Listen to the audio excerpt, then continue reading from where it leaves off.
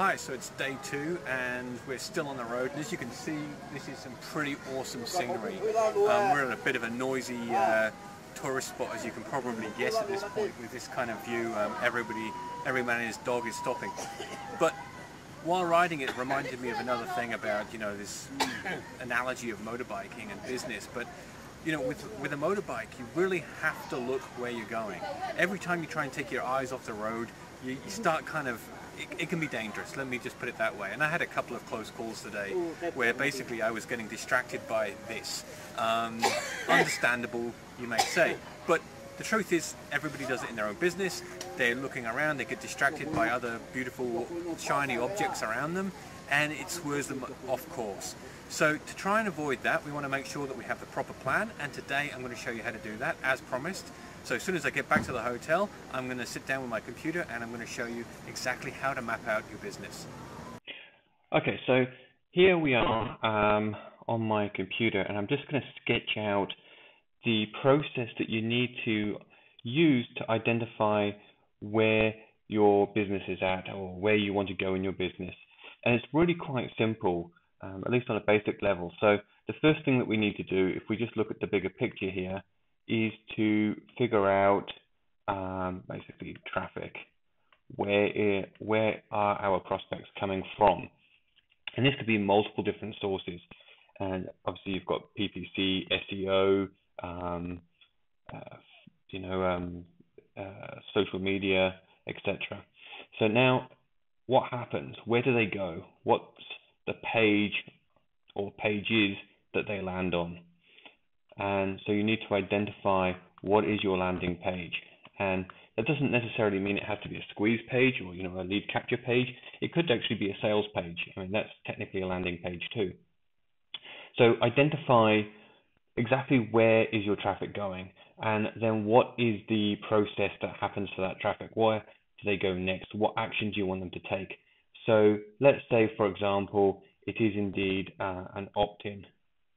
So you want them to give you their name and email address. What happens next? So next in the flow, you may have a sales page. That's great.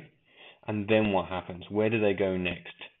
So in this case, for example, they will go to a thank you page.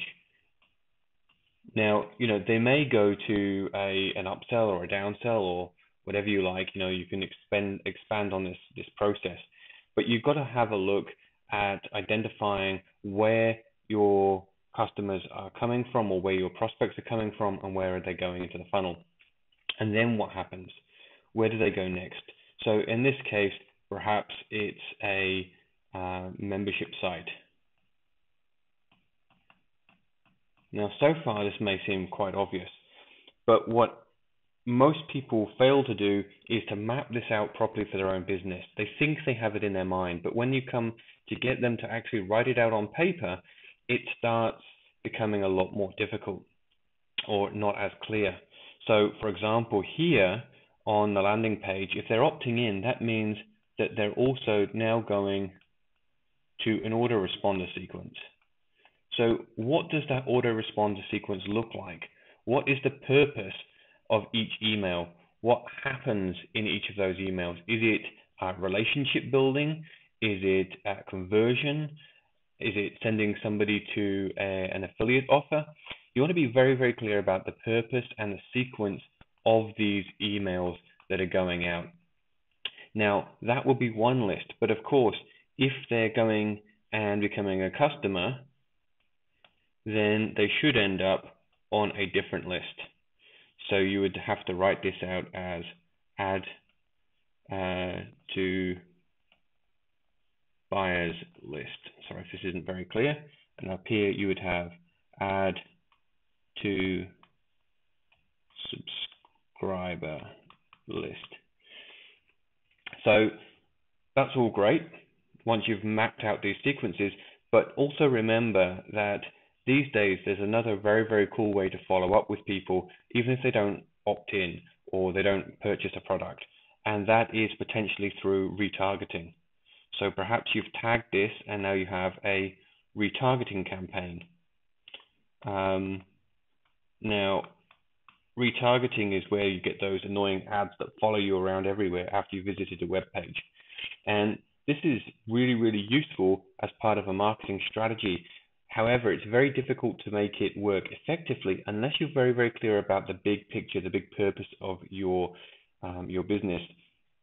So mapping it out here allows me to identify what is my purpose. Perhaps, let's say, for example, after 5 days of visiting my landing page, if I still haven't seen that customer or seen that prospect become a customer, then I may want to start offering them retargeting and perhaps offer them a sale or a discount for one of my products that they showed interest in but didn't actually purchase.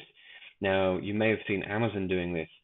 If you go to look at some of the products on Amazon, then you will often find that they will follow you around with an ad that gives you a massive discount on it within the next few days of you having viewed that product.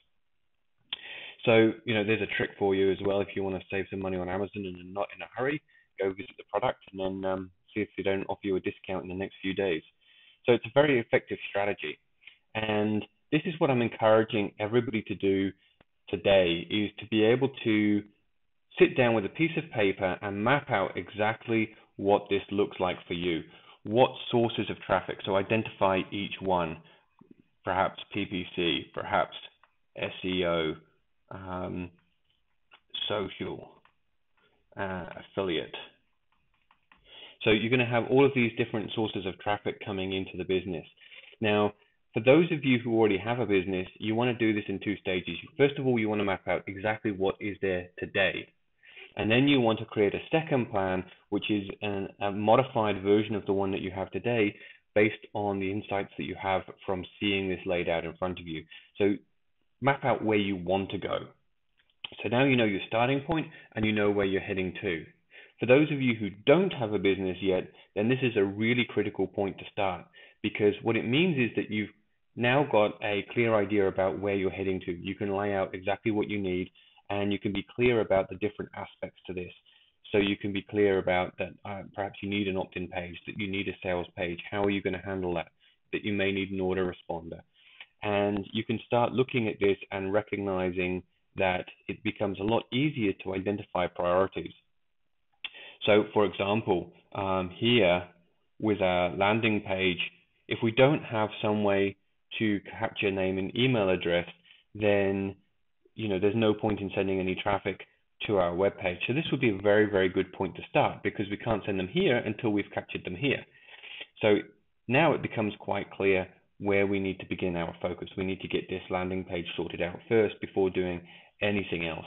And that's our highest point of priority, because it means we can now start building our list, and that when we start sending traffic there, that we can actually start capturing a list that we can then follow up to and then promote products to as we build them out. So that's your challenge for today, is to go out there and lay out your business exactly as I've done here. Tomorrow, I'm going to talk a bit more about traffic in more detail, because so many people get this wrong. There's a right way and a wrong way to doing traffic.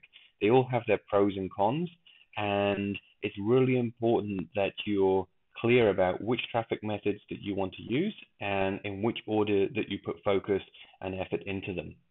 So that's tomorrow. So for today, go out and map out your business, and I'll catch you tomorrow.